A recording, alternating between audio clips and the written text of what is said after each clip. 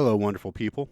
So today I'm going to do an exploration of what we can do in the mod matrix and how we can do a little bit of automation that can be recorded into a clip. One of the things that I found is in these advanced key groups in the mod matrix, you cannot do any automation here using these amount knobs and record that into a clip. It just will not work. You can set it to a target in the knobs section, and it will not record that knob no matter what you do.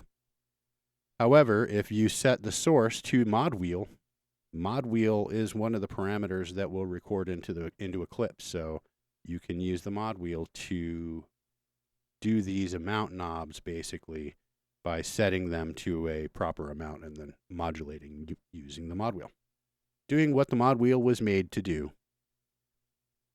So what I'm going to do is I'm going to show you or let you hear the sound that we're going to be using initially. This is a JX8P sample.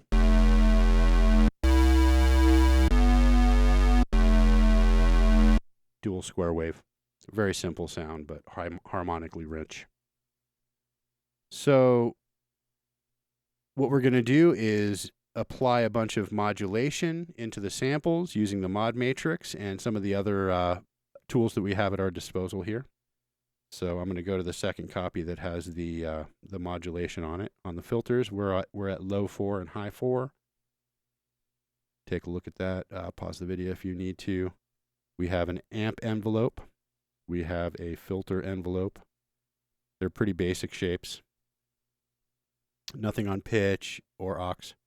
We do have an LFO set. It's at a low level and a low rate at 18 and 37. The destination set are filter 1 and filter 2. LFO 2 is not pointed at anything in the destinations. It is set to 13 Hertz, and it's at a pretty high level, 119. Then in the utilities, I have the note counter 1 size set to 3, note counter 2 size set to 6, and global drift and voice drift is turned up to 31 Hertz, respectively, on both. In the key stack and unison, I've got unison enabled. Voices, 1 extra voice, detuned to 9, and a stereo spread of 78. Linear is the algorithm. Finally, the mod matrix, where all the magic is going to happen. I've got mod wheel pointed to numerous things in the sample engine. First thing is cutoff 1 and 2, and that's using the direction, the bipolar direction, so it doesn't have the arrow pointing that way. It's got the plus minus. Got that set on all of my targets. Mod wheel is set to modulate LFO 1 speed. These are all set to very low amounts, like, negative 17, 14, 31, 17. Mod wheel is set to modulate pan. Note counter 1 is set via source, and sine is the shaper. That amount, is set a little bit. LFO 1 speed is being affected via the source LFO 2, and that's being affected just a little bit as well, just 20%. Then on the second page, mod wheel is set to LFO 2 speed, LFO 1 level, and LFO 2 level. Note counter 2 is set on the LFO 2 speed, and it's set to a shaper, a sine shaper as well. So when you play a sequence, and I'm going to play an arpeggiated sequence here, we're going to go to the clip. We can move the mod wheel.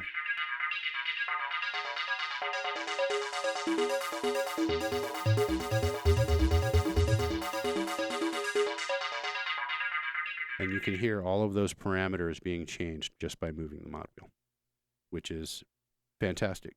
Now you can record those automation changes into your clip.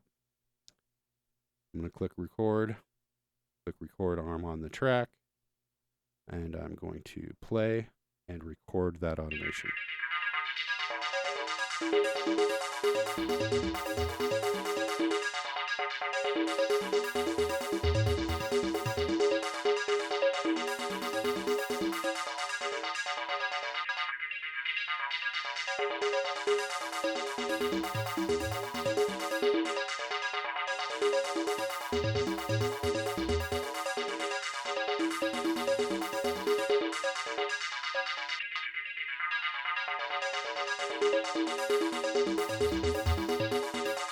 You can also just draw it in.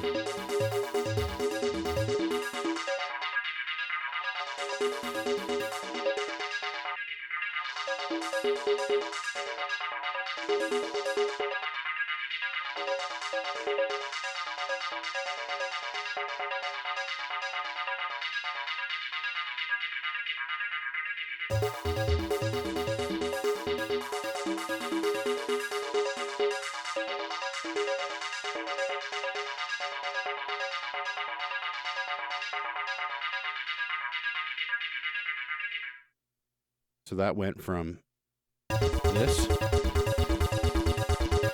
which is pretty basic, to this.